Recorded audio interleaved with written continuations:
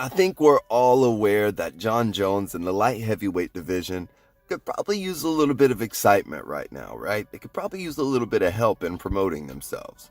Well, Johnny Walker may just be the man that delivers that help.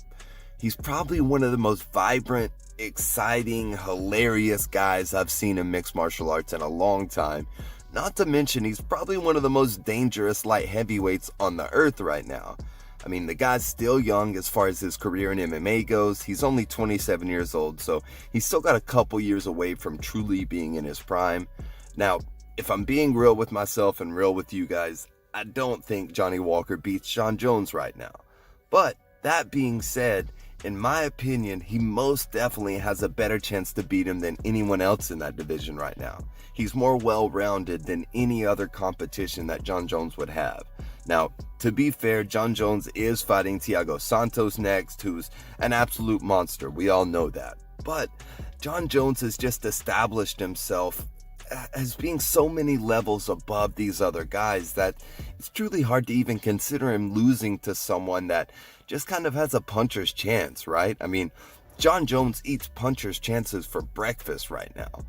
I mean, if Dana White and the UFC will give this Johnny Walker cat maybe a year or so more to truly hone and develop his skills before they throw him in the lion's den with Jon Jones, I think we're going to have an amazing fight on our hands and maybe even a long-time rivalry between these two guys. I mean, that's the real question here, though. Is Johnny Walker going to truly have enough time to develop his skill set like he needs to have a chance of beating Jon Jones? I mean, we all know Jon Jones is arguably the best pound-for-pound fighter on the planet right now. I mean, you've got guys like Henry Cejudo in that conversation, guys like Khabib, so on and so forth. But Jon Jones has been a dominant force ever since he stepped foot in the octagon. I mean, this Johnny Walker guy, though, he's got a 78% striking accuracy, for God's sake. Not to mention, he's got a total of 17 wins by 14 of them. 14 of 17 wins being by knockout or TKO.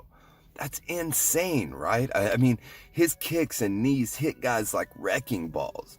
What really confuses me the most about this whole situation, though, is that Johnny Walker knocked out Khalil Roundtree in the very first round with a crazy elbow. And this Khalil Roundtree is getting more hype for what he did to Eric Anders, an ex-NFL player, than Johnny Walker is getting for knocking out Khalil Roundtree in the first. I just don't get MMA math sometimes. It very rarely adds up.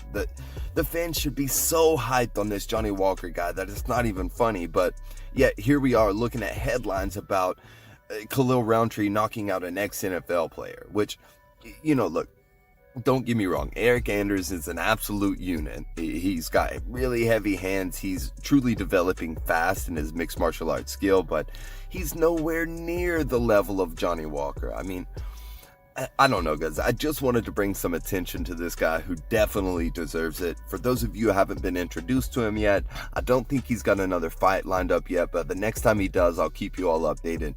Definitely tune in. Go back and look at his past fights. Now, the one thing I will play devil's advocate here and say that maybe he hasn't went up against a huge name, right, to truly prove himself. But if the UFC will just give him someone like, let's say, Alexander Gustafsson or Anthony Smith or maybe even Thiago Santos, if or when Jon Jones beats him, then we're going to get a true feel for where Johnny Walker's skills are at right now. But, from what we've seen so far, Johnny Walker has a long future ahead of him in the UFC and in the fans' eyes, as long as Dana White will give him time to develop, which Dana seems to be on the kick lately where he's truly wanting to develop guys, and like he's doing with Zabit Magomedsharipov, he's not wanting to throw him up with the big dogs instantly, right? He was wanting to let them develop their skill set, but we all know how the UFC platform works right now as well. The fans demand a show, then Dana White generally delivers that show. If they want to see two guys fight each other, the fans are going to make enough hype about it and make enough press about it that the UFC generally starts to listen these days. So that's going to be the balance here. Is the UFC going to not give in to what the fans want to see? Because everyone who knows about Johnny Walker right now wants to see him fight Jon Jones. Jon Jones is aware of him. He knows that they're going to end up meeting. It's just a matter of when. I just hope that win comes a little bit later on so we can see the full potential of both of these guys in the octagon at the same time. That's going to be an amazing fight. I'll definitely make sure to keep you guys updated on Johnny Walker's next few fights once they get him lined up. Definitely stay tuned to him yourself as well. Go back and look at his past fights, follow him on Instagram, all that good stuff. And other than that, guys, I wanted to thank you again for all the crazy support on the channel lately. It's been absolutely mind-blowing. I truly don't even have the words to thank you for it, but the support means so much to me. It means so much to the channel. So keep doing what you're doing, liking, comment, subscribing, all that good stuff. And we'll catch you next time.